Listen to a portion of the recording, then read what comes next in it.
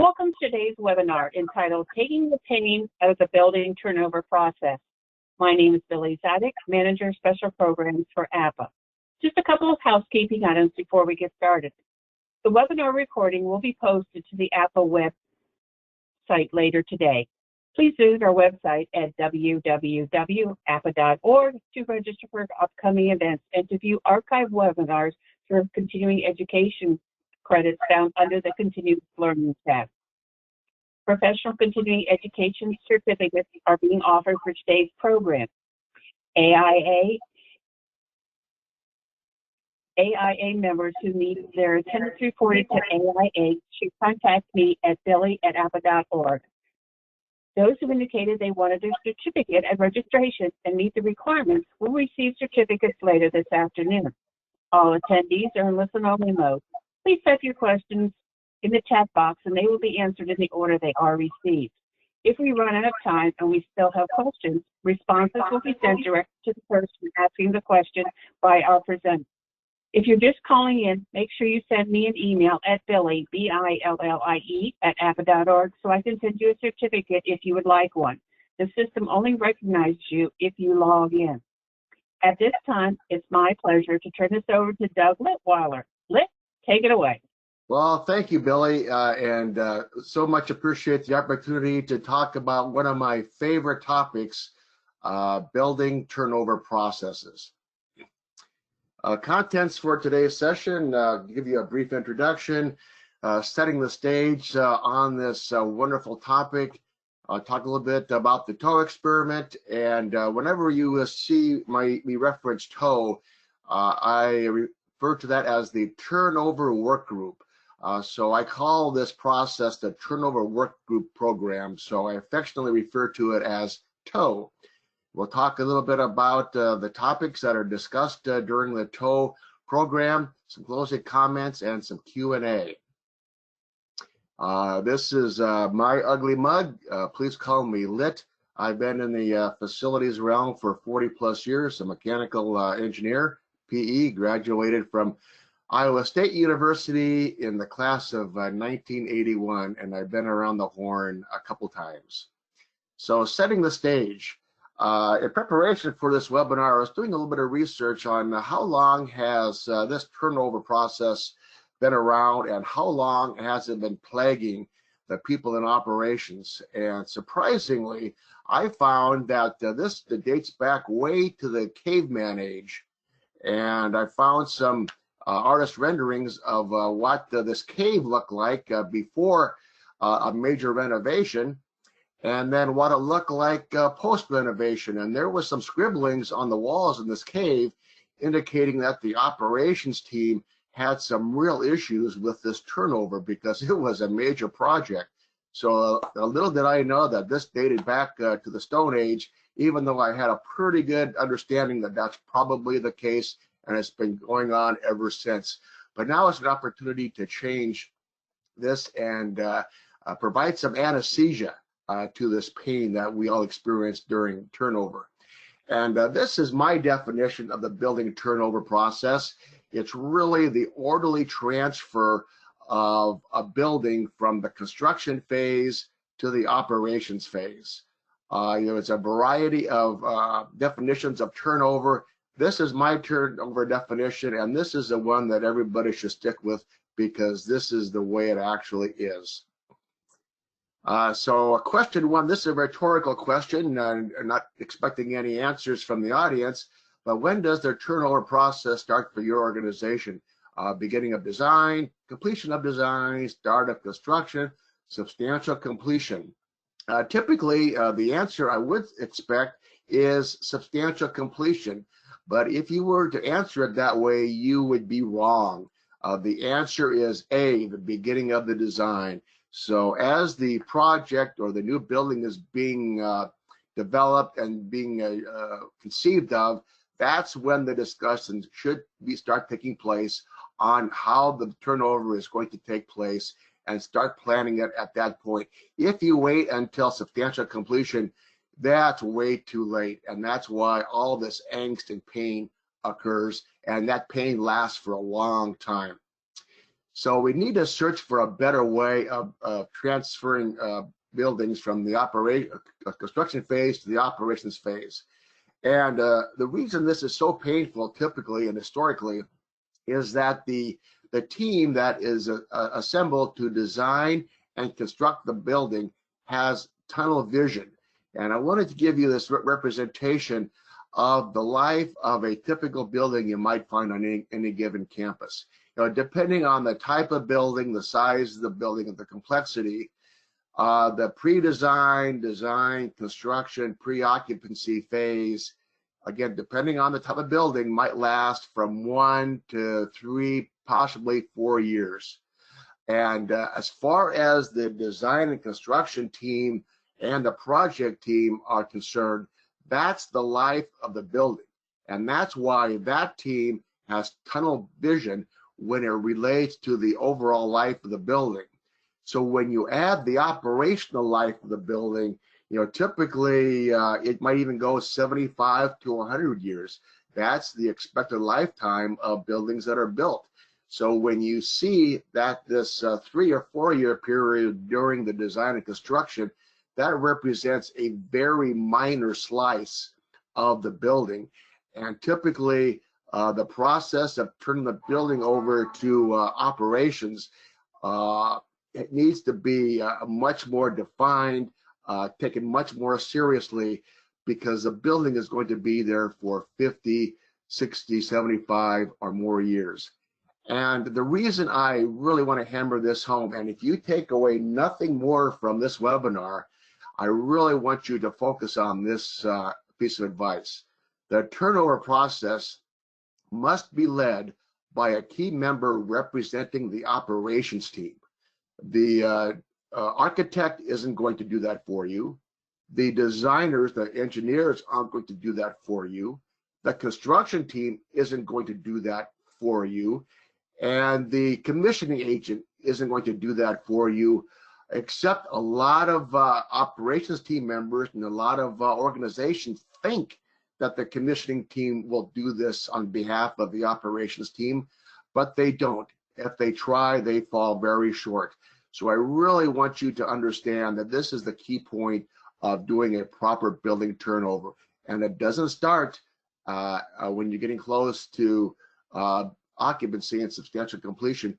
This should start during design, and the operations team should have a seat at the table. So question number 2, what is the greatest risk if it's not done well?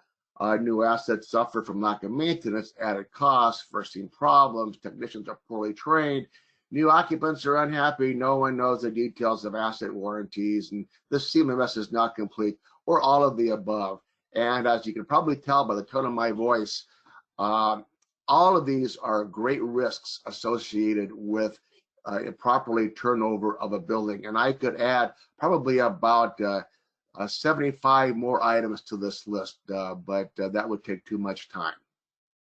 So talk a little bit about the TOW experiment. At a previous institution I worked at, tried a little experiment on what it would look like if we really took the bull by the horns from the operations team's perspective and had them involved in the building turnover planning process, in the design, and for sure at some point early in the construction phase.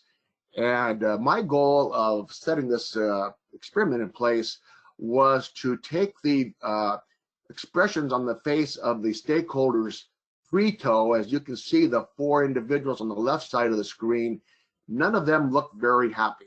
And typically that's the way they look like, the operations team looks like if you have a poorly turned over building. The goal is to have the operations team members and the building occupants look like the 4 individuals on the right. That's the goal. We want to get the operational stakeholders so excited about their new building that they are properly trained, they know what's in the building, they are set up with all of the equipment, the building is properly staffed, they are so excited they can't wait to get a hold of the keys. That's represented by the 4 individuals on the right. But I'm assuming for your specific organization, oftentimes you see these individuals on the left that are just dreading getting the keys to the building because they have no idea what's in it. So one of the things I wanted to show you here, and this top portion of this timeline is really focused on the commissioning agent, but for all intents and purposes, this represents the design and construction phase as well. So these are the typical phases that the commissioning agent will go through during the life of a project. But what I have down here at the bottom is a parallel track that parallels the building design and construction. And the reason I put this graphic together is that the TOW program is not a duplicative effort of the construction project.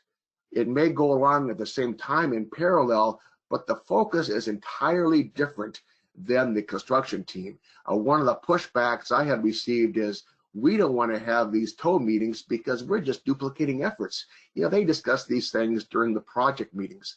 But if you look at the specific topics, and you may not be able to see them well where you're seeing, but you'll be able to see them on the slide deck once you get them, is that the tasks associated and the discussion topics are completely different than what's talked during the project meetings. So these are two parallel tracks.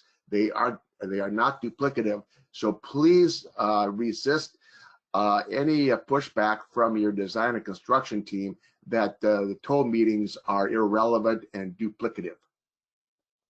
And these are some of the issues associated with the entire design and construction project and operations.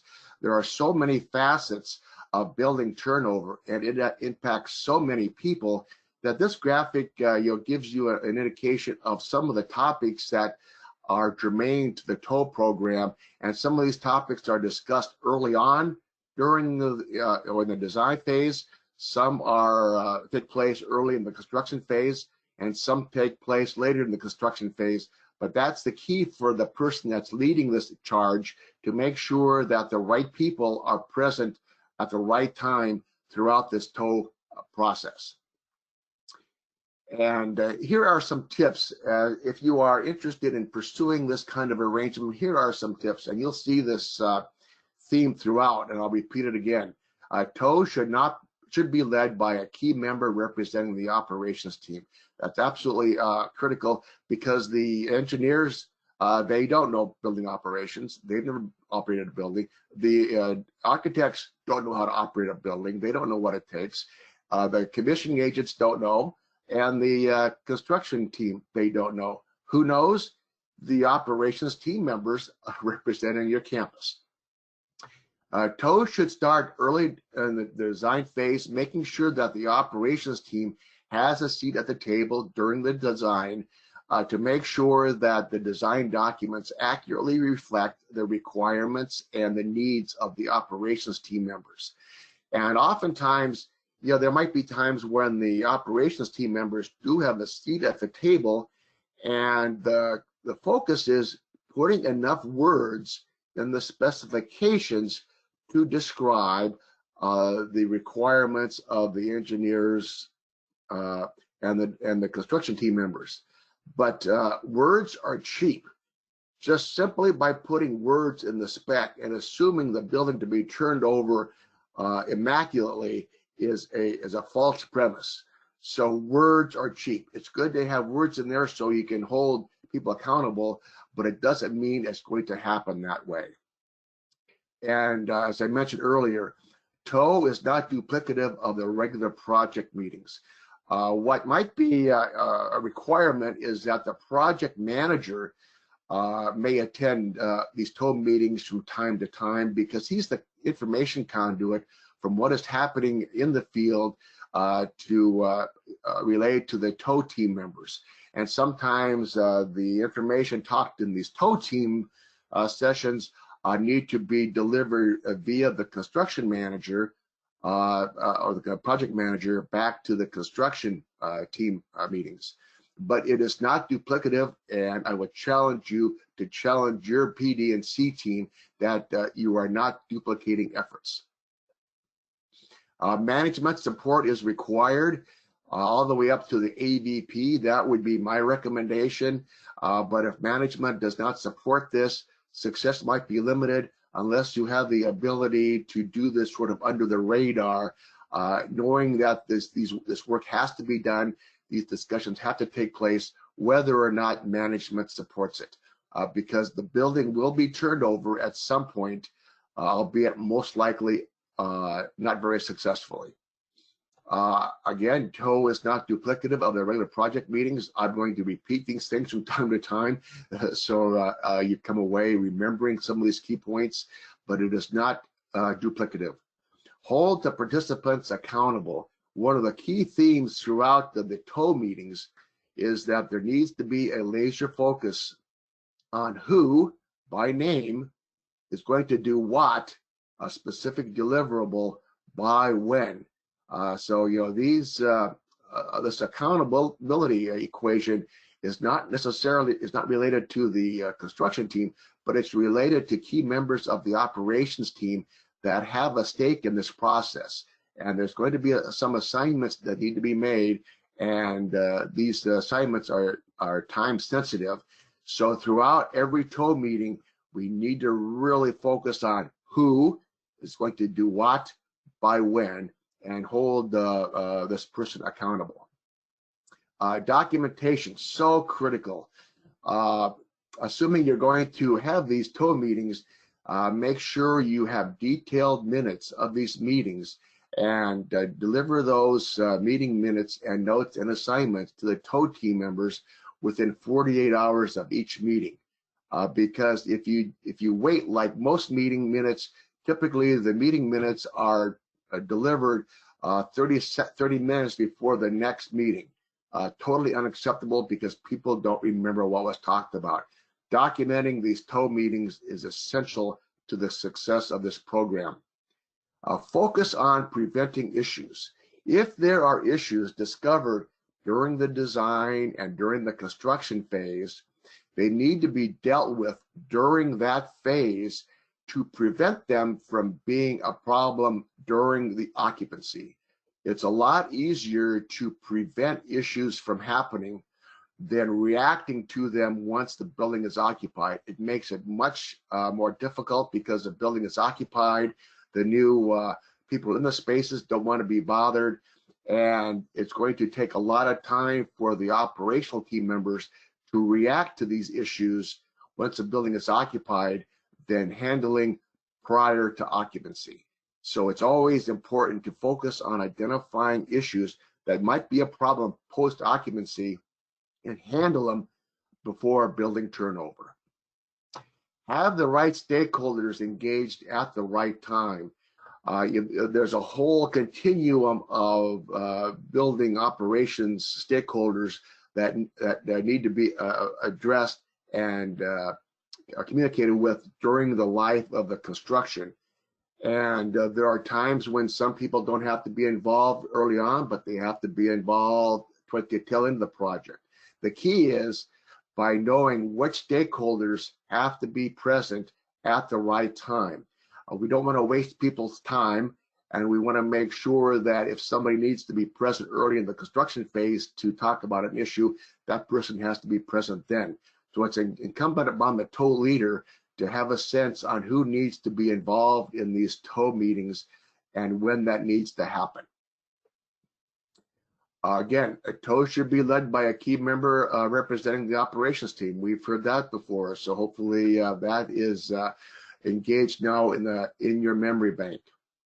Question 3, who should be involved in the turnover process? Custodial teams, maintenance teams, finance teams, the work control team, or all of the above? Of course, the answer is E, all of the above. And we'll talk in just a little bit about who should be involved in these TOE meetings. So, and voila, here's that table. These are the people representing the operational stakeholders that need to be part of the TOE process at some point. And again, we don't have to have all these people present all the time, but at some point, they need to be present and have a seat at the TOE table. And if you neglect to have that happen, there's going to be some burps and hiccups along the way during the turnover. And it's very important to get all of these people engaged hopefully at some point early in the process, just to make them aware that this project is undergoing the TOW program. And at some point, you will be invited back to address your specific needs as it relates to turnover. So it would be a really good idea to have all of these individuals present early on, maybe at the first TOW meeting, and describe what the TOW process is, how it's going to be managed, and the fact that we will need you back here to address your specific needs at the right time. And this is a good opportunity also to ask these stakeholders when they think they need to be engaged and what issues would they like to address when. So this is a really good way to get feedback way early on in the process. And then it gets these stakeholders engaged early on and gets them thinking about the fact that this is going to be a different project than the projects in the past. And I'm sure if you look at this list, you can come up with additional stakeholders that should be part of the TOW membership. TOW topics. There's a wide variety of topics that need to be discussed during the TOW program. And this is a high-level list of some of the discussion topics that will occur at some point during the life of TOW. So we will take this list and start taking it apart piece by piece and looking into some of the minutia of some of the specific topics that need to be addressed during the TOW program. Every meeting, this is something that I would highly encourage everybody to do. The TOW leader at the beginning of every meeting, provide this opening statement, and this is really important.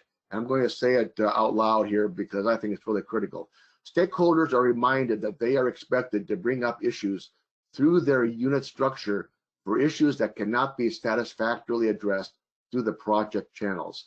So in the event a stakeholder sees something during a project walkthrough and brings it to the attention of the project manager, and the project manager says, you know, that the die has been cast, the work has already been done, sorry, we can't handle it. But the stakeholder recognizes it as a major issue that's going to impact negatively the building operations for the life of the building. It's the responsibility of that party to bring it to the attention of somebody in their food chain to at least make sure that somebody in authority is aware of this problem so the decision can be made above the project manager level on whether or not this needs to be handled before building turnover. And this statement should be given at the beginning of every TOW meeting. The next two items is remind everybody the date of substantial completion and the date of final completion. So everybody knows at all times these key dates, because time will creep up to you really fast, and people need to be aware of when this is going to happen, because every day that goes by is another day closer to completion. Existing FM operations personnel. If at possible, early on in the building life, identify somebody by name who is going to be involved in the operations of the building.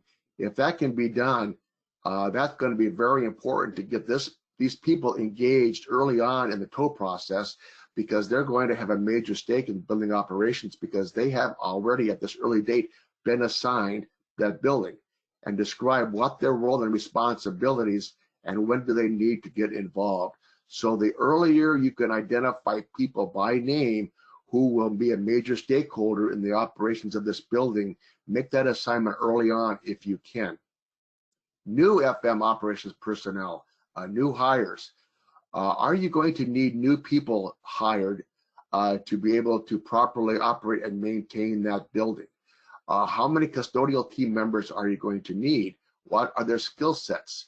How many new maintenance techs are you going to need to hire, if any? Are you going to be able to move people from one part of campus to this part of campus to be associated with the new building? Are the new stakeholders, the new hires, are they going to have a new skill set required because of the nature of the really sophisticated and high-tech assets that have been installed? Have the new budgets of the new positions been budgeted? As we all know, budgeting for new positions takes a very long time, And if the building will be turned over in 2 years, that might not be enough time to make sure that these new positions are budgeted. How much are they going to be budgeted for? Do they need new job descriptions? When do they need to be on board? Who is going to be responsible for preparing the new hire requisitions and preparing the new hire? That's what goes back to my previous slide where I state, identify who by name is going to do what by when. You just can't kick this can down the road. You have to work on this early.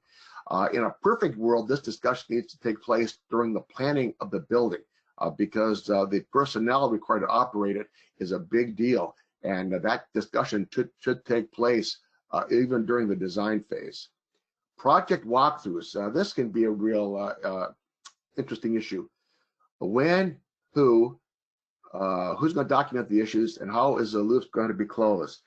Normally the project manager will schedule project walkthroughs, inviting people from the operational stakeholder team, the TOW team, to accompany them.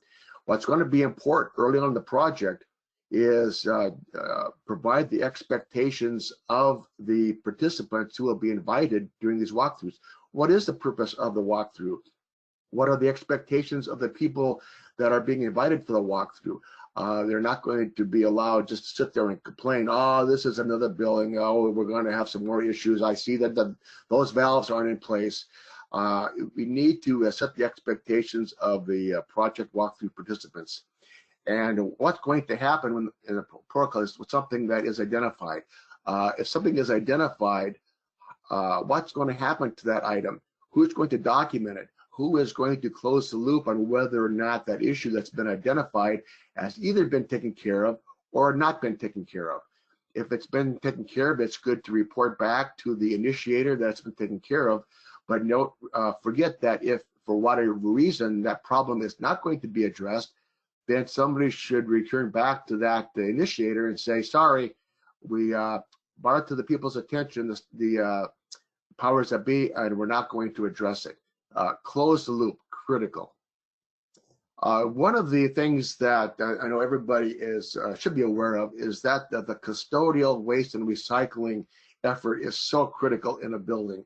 And that's why it's so important to have members of the custodial team present probably early on in the TOW process.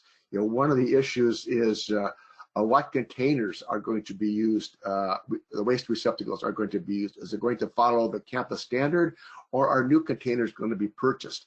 Are the new containers going to be going to fit in the millwork that has been designed for the facility? Who is responsible for purchasing the containers? Is it the operating budget or is it the project budget? Maintenance of flooring and other finishes. Oftentimes there are certain finishes that are going to be used in this building that have never been used before on campus, and that might take special cleaning equipment and cleaning chemicals. There was an incident one time where there was a very sophisticated building, high-tech building built, and the windows were really super duper high-tech, very expensive. And the windows had a specific coating on the inside that required a specific chemical for cleaning. Nobody told the custodial team members, so the custodians started cleaning these windows with their typical Windex or whatever they use, and damaged the window coatings, which was a significant expense. Something as mundane as informing the custodial team what kind of finishes are going to be present, not only the vertical finishes, but horizontal finishes, special cleaning equipment, specialized custodial tools needed. Nowadays the custodial tools are very sophisticated, very expensive. Some might be self-propelled, some are ride-on. What kind of equipment are you going to need? Do you have that equipment already on hand, or are you going to need that equipment, new equipment, to be purchased? How many of those pieces of equipment are going to be required? Who is going to be, who pays for them? Is it part of the project budget, or is it part of the operating budget? More importantly, where are this equipment going to be stored?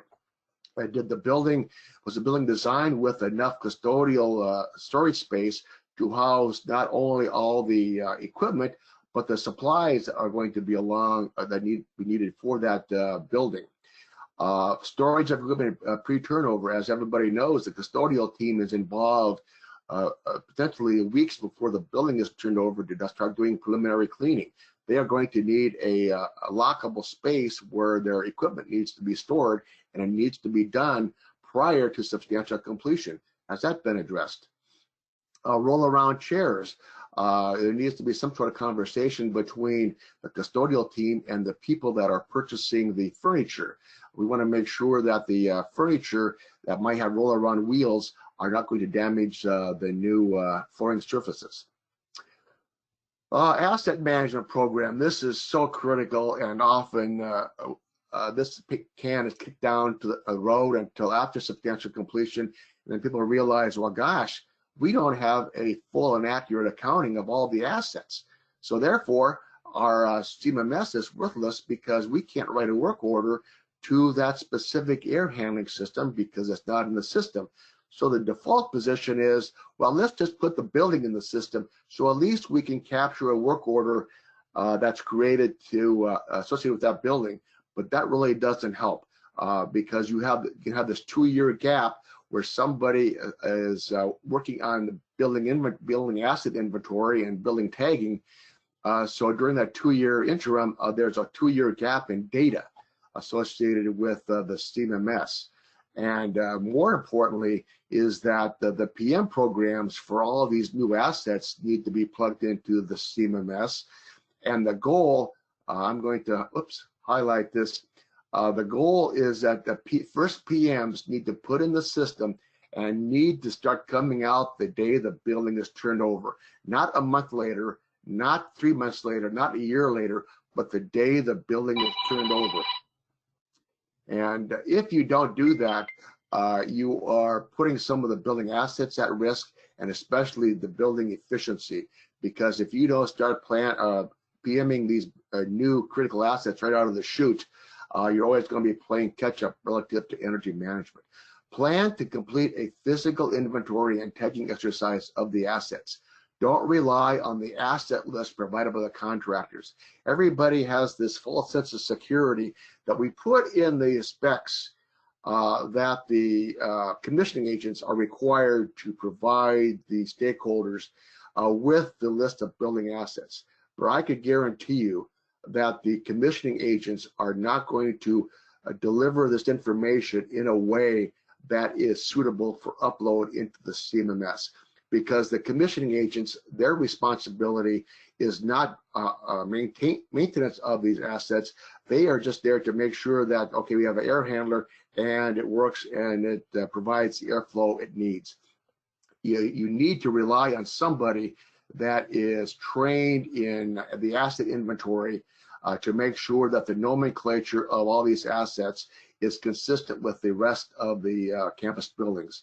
And here, this third bullet item, start this discussion early in the design phase. Make sure that the die has been cast on what is expected from the team. And sometimes this asset management program probably should be done by someone representing the operations team members and not delegated to the typical team that's responsible for commissioning and construction.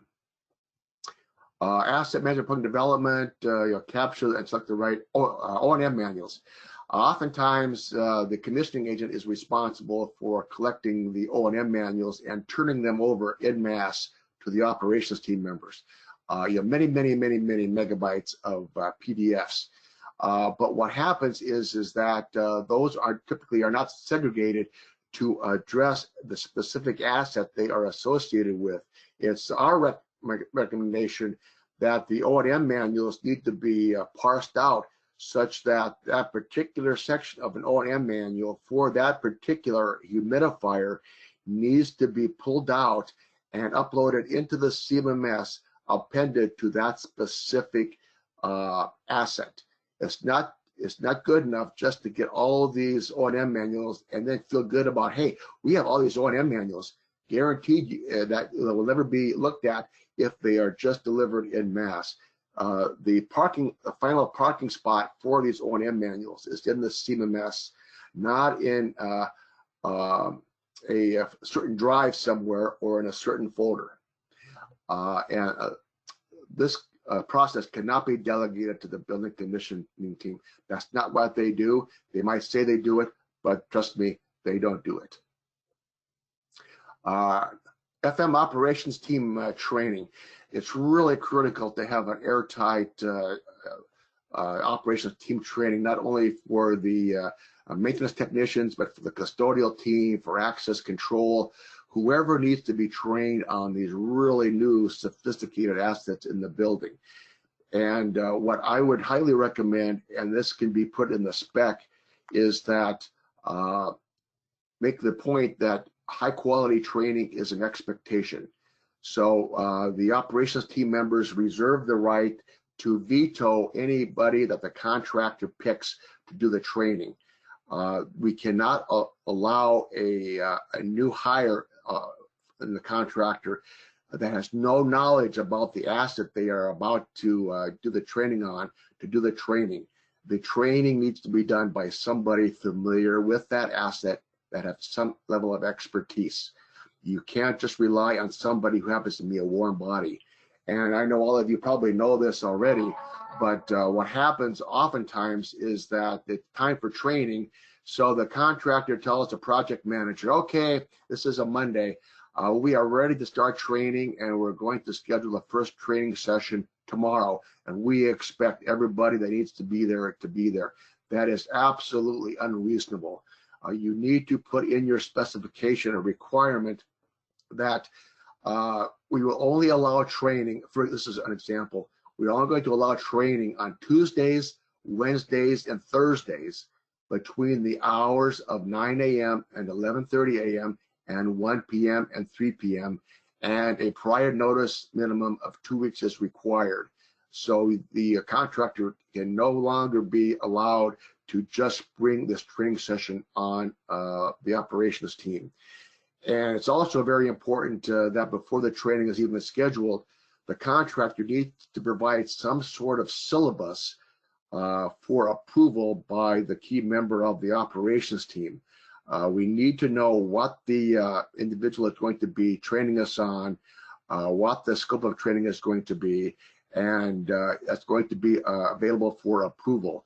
You know, there might be some things that they don't need to be trained on because they've got 15 of these assets already in place, or they might need to add something to that training module. Video recording seems to be all the rage these days. If it is, you need to understand how are you going to video record the sessions? Who's going to record the videos? Do you have an audio system in place? Are you going to do it in a mechanic room that's very loud and noisy?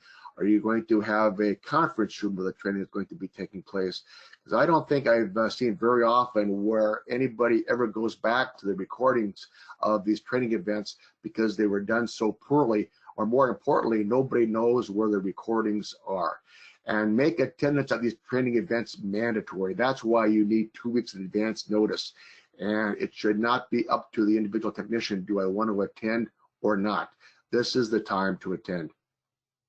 New occupant orientation. This is something I wanted to throw out to everybody. This might be a new concept, but the turnover is not only traumatic for the people that are operating the building, but it can also be traumatic for the new people moving into the building.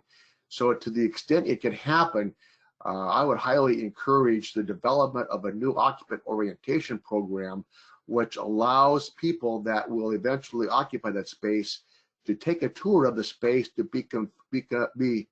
be familiar with their new digs before they actually come over. You know, talk about thermostats, how the heating and cooling system is controlled. And as we all know, new buildings these days have a plethora of automatic lighting controls and automatic shading controls. And we had some issues at one point where there were shades on the windows of the offices that had the outside walls, and the shades were controlled by the amount of ambient light coming into the space. And nobody told the occupant of these offices how to control those shades. So there were some times when they wanted the shades to come down, but they wouldn't come down, or they wanted them up when they wouldn't go up. So they would call Work Control Center and say, hey, you come and fix these shades, otherwise I'm going to pull them out. I don't want these shades going up and down willy-nilly. I want to be able to control them manually. Even a review of the location of the emergency showers, pull alarm stations, review the location of the fire extinguishers, maybe even walk through them with the route of escape in the case of a fire. That can be important. I'll review the location of the automatic defibrillators and first aid kits. Review of the proper waste handling and disposal procedures. Maybe there's some new procedures in place for this building that are new to campus. Review them with the occupants rather than having them required to read minds. Requiring the new occupants to read minds, very bad idea. New tools and equipment. What tools do we need? Do we have enough tools already in stock that they can be shared with this new building? Who's going to be responsible for selecting the new equipment? Who is going to be responsible for soliciting proposals from the vendors? Really important, whose budgets are going to fund the purchase of these new tools? When will the equipment be needed? When does it have to be ordered? Where will this equipment be stored when it arrives? These conversations cannot happen the day of substantial completion. This needs to happen way early on during the construction phase. Again, even be able to address it to the extent that can be during the design phase. This is a critical issue, oftentimes overlooked and given a short shrift. Warranty management and service contracts. Where is the documentation associated with all warranties on all assets? Where is it going to be located? Who is going to manage it? Who is going to have access to that information? And I've heard this from time to time over the course of my 40-year career. This comes from a tech. I'm not going to touch that equipment because it is under warranty. So therefore, none of the techs ever touch anything because they are afraid to void a warranty. And the reason that exists is because they are ignorant, not from a bad sense, but they are ignorant of what the warranty requirements are. Please shed some daylight on the warranties.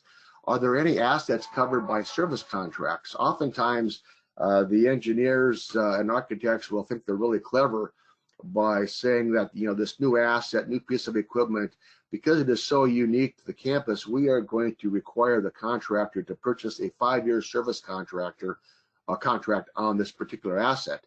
So for the first 5 years, this contractor or this vendor is going to be required to do the maintenance. Nobody tells the technicians.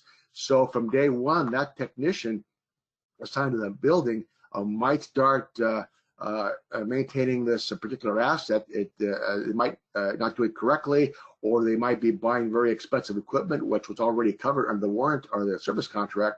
But shed some daylight on this information. What are the requirements of the service contracts? Who is going to inform the key members of the operations team? Who knows this? Where does this information exist? And oftentimes this warranty and service contract information should be put into the CMMS. So every asset should have some sort of record of what type of warranty or service contract is associated with that asset, so the technician can scan the barcode on that asset and look at what particular type of warranty or service contract is associated with that asset. We would prefer that the CMMS be the single point of truth of all asset related information, including O&M manuals, including warranties, and including service contracts. Attic stock. This is typically handled during the design phase, and again, given short shrift. What the types of attic stock do we want? Do we need? Oftentimes there's a default, I'm using this example as ceiling tile. Let's just have the contractor throw in 5% attic stock of ceiling tiles. So however many ceiling tile were purchased as part of the building, let's throw in another 10% because people will go through ceiling tile right and left. But lo and behold, at the end of the project, here comes a semi-load of ceiling tile that represents the attic stock of ceiling tile. And the driver will say, well, where do you want me to put this? So then the operations team members have to build a new warehouse just to handle attic stock. This attic stock discussion needs to take place early in the design phase, and only that attic stock that the operations team needs is going to be put in the spec. And for sure, review the attic stock list once again before any deliveries are made to campus. There is nothing worse than getting a delivery, a big truck of attic stock that nobody wants, nobody needs, and there's no room for it. And finally, safety. There's going to be an arc flash study and label. I mean, who's going to be doing it? Is it going to be part of the project, or is it going to be left to the operations team members? Lockout, tagout procedures for the new equipment. Who's going to do that, and when does that need to be done? Hopefully that's going to be done prior to substantial completion, but who's going to do that, and who's going to do the training? Eye wash stations, safety showers. Who's going to be required to maintain those? Are there any unique spaces in this facility that should be defined as confined spaces? Who's going to identify what those spaces are? Who's going to label them? And who's going to develop the procedures of these confined spaces? Where are these safety data sheets going to be located? Who's responsible for making sure that they are collected and distributed? Where are they going to be stored? And one final thing is making sure that the roof tie-off processes and systems are in place, and make sure that all of the OSHA requirements are addressed throughout the project, and everything is in compliance that, no later than the date of substantial completion. Waste stream management, recycling, landfill, composting, hazardous material, biohazards. Who's responsible for developing these processes? Where are these containers going to be located? Who's going to create the signs of what's going to be recycling and what? Are you going to have composting bins? Where are these bins going to be located? Are you going to be subject to flies as related to these composting bins? Are there going to be hazardous materials? Where are they going to be stored? Batteries, electronics, location of dumpsters. Hopefully the location of the exterior dumpsters are going to be identified early during the design phase, and the custodial team members needs to have some input where these located, and there's going to be a requirement for the custodial team members to lift heavy pieces of waste into these dumpsters, or is it going to be a gravity fed? Something that needs to be discussed early on. Other topics: access control, building automation, fire protection, IT, final landscaping activities. What role will the campus landscapers going to have? Where does the responsibility of the contractor end, and where does the responsibility of your local landscaping team begin? AV equipment, appropriate equipment located in equipment rooms. We had an incident one time where there was a room labeled as equipment. This is in a very sophisticated lab building. And because of what labeled equipment, the new occupants decided to move a whole bunch of low temperature freezers into this room, because of course the low temperature freezer is a piece of equipment. Well, it didn't take long for that room to overheat and have these low temperature freezers go into shutdown mode.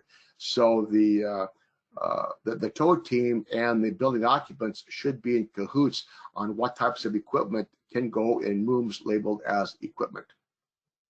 So finally, comments. So the frontline staff and the customers reap the benefits. They really want a building that's ready to be turned on. Success. This is a very good quote from a gentleman, Patrick Duke. Successful project delivery teams start the capital project delivery process with the end in mind. This is so critical. Everybody involved in this project needs to focus on what's the end game here. We not only focus on integrating operations into the design process, but also ensure that the facility is prepared for its intended use. Well said, Mr. Duke. So here's some final comments. We'll go through them real quickly. Process belongs to the operations team. Don't manage the turnover process simply by using words in the spec. Start planning it early. Get buy-in from FM leadership. Commissioning the building is only a component of a holistic turn process. Counter the argument that we don't have time or the dedicated resources to this effort. You do have time, because you always have time to deal with the consequences of an improperly turned over building. All these tasks will be performed along the way in the absence of tow anyway, albeit in an uncoordinated, haphazard, reactive, and stressful fashion. And finally, this document might be familiar to most of you. This is the third edition of this document. I think it was issued last year by APA. I had the opportunity to author chapter 15 of this document entitled Turnover Work Group Practices. So most of what I talked about today is covered in chapter 15 if you are so inclined to access this manual. So that ends my spiel. I am ready to get down off my soapbox. It was a very tall soapbox, and I enjoy the soapbox, and I love talking about this. So any questions? Oh, we have lots of questions for you, Liz. Our Nice. first question is, when you say the turnover process must be led by the operations team, is this not the duty for the project manager? No, it's not. Well, I would say the duty of the project manager is to make sure that the turnover process is in place. But as I mentioned a number of times in the presentation, the project manager does not know how to maintain a building. They don't know the requirements of the operating staff. They don't know. They aren't going to be in the position of hiring the technical, the maintainers or the custodial team members. They don't know the first thing about what kind of equipment is going to be required. So the project manager's responsibility is to make sure the turnover process is in place, but he or she should not be giving the responsibility to do it. They just need to have a responsibility to make sure it gets done. Okay, we're getting some questions. About just one more thing, and I will argue that point to the day I die. So if anybody wants to address me personally, I would be glad to expound. Okay, thanks, Doug. Our next question is about the slides that you're using today. I want everybody to know that you will receive a follow-up email tomorrow. And if you just send me an email at Billie, B-I-L-L-I-E, @APA.org, I will send you a copy of all of these slides. Okay, the next question is, could you share a sample turnover tracker minute template? Yes, I could, as a matter of fact. I'm working with the university right now, coaching them on the process of billing turnover, and I've been collecting documents that I had used in the past. So what I'm hoping to do is develop a compendium of templates that can be used as part of the tow process.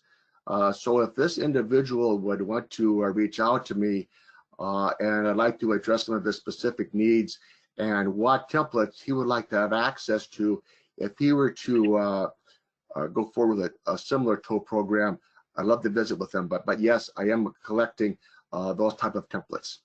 Great question. Okay. During the construction process, there's an accountability for the construction team.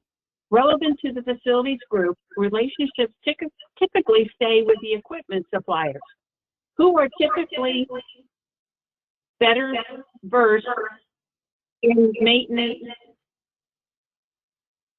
plans for the equipment they supply during the construction.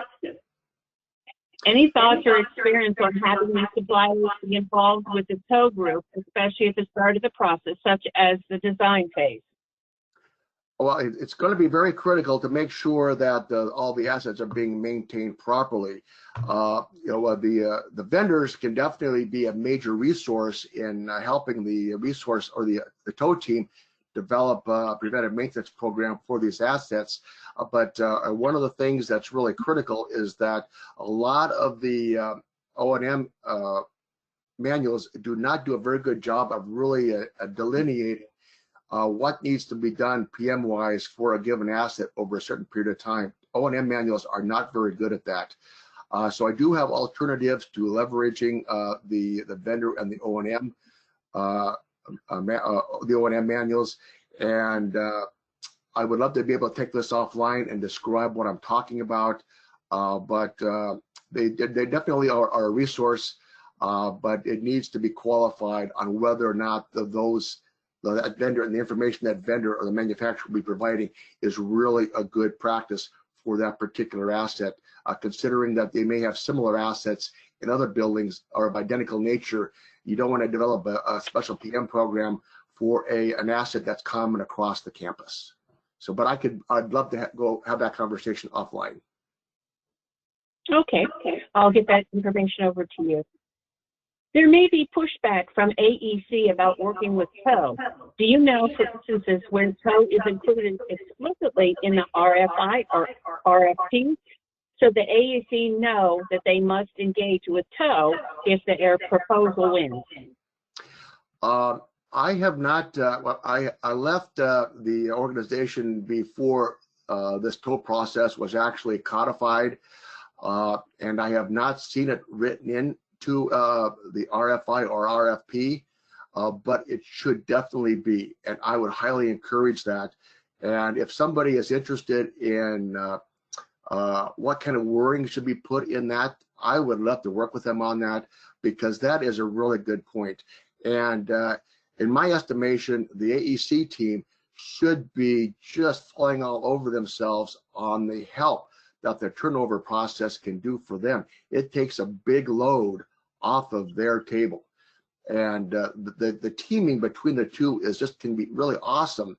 But the AEC team needs to let go of it and not hold on to it just because it's historically been in their purview.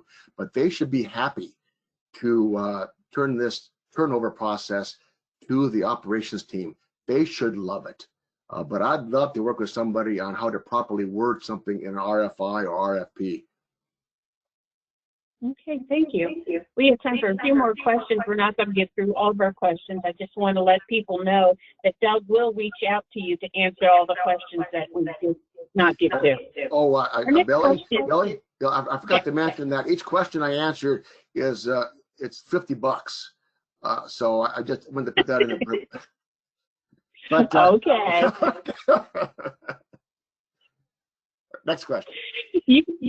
You mentioned PDFs for O&M. Do you want hard copies of them also? Well, I think hard copies, I think the time for hard copies have come and gone. I'm not sure the value of hard copies anymore, especially with the opportunity and the sophistication of CMMS platforms to be able to upload PDFs for that particular asset in the CMMS. I think the hard copies have come and gone. But, it's really the preference of the individual institution and the individual techs. Sometimes they like that, but at least they can print out the sections of the O&Ms that they feel most appropriate. But delivering hard copies of all the O&Ms is a major waste of time and paper, in my estimation. Okay, thank you. Our next question. Our biggest challenge is getting as-built drawings and O&M manuals from contractors. They never come before or even during building turnover. Any suggestions on how to expedite this? We've tried to hold back money from the last progress claims, but that does not seem to help either. Well, that is definitely the last resort, and it's the common last resort. The way I would approach this is have part of the TOW team labeled as the asset managers subgroup. And what they should be in a position to do, if they're interested, is have access to the submittal exchange portal. And assuming that at some point during the project, these contractors will upload the O&M manuals into the submittal exchange portal. That way, a member of the TOW team can actually pull out the O&Ms that they feel are important during the course of construction. So then they will never have to rely on having the contractor assemble all of these documents post-construction. That's what I would highly recommend. But again, it depends on the nature of the project and the nature of the O&Ms. But there are alternatives to the old tired process. Well, that's the responsibility of the contractor. We'll just wait and be patient. There are ways around that. And again, that's a topic that I'd love to chat with somebody about to throw out some alternatives. Okay, we have time for one more question. Are there any additional steps for handing over LEED targeted buildings? And what conditions should the building be in when doing the commissioning? That is a really good point, and that could probably be a webinar in and of itself. What I would say is that this is my own personal opinion. Chasing lead points just for the purpose of chasing lead points is a bad idea. And oftentimes the engineers and architects will design some feature into a lead building. Collecting rainwater is one example, and using it as gray water, which creates a major maintenance and operations issue for the team. That's why we feel that the tow team, the operations team members, should have a seat at the table during the discussion of what lead points are being chased and what's these lead ideas are going to be a no-go relative to operations and maintenance. But that is a really good point as well. Another discussion I'd like to take offline, because that's a whole other can of worms, a can of worms that I would prefer not to have opened. Okay, well, Liz, I want to say thank you so much for taking time out of your busy schedule to put this presentation together. And for our attendees, as always, thank you for taking time out of your extremely busy schedule to be with us today. So until next time, be safe, stay healthy, and be kind to one another. Thank you so much for attending. Thank you all. Bye-bye now. My pleasure. Bye.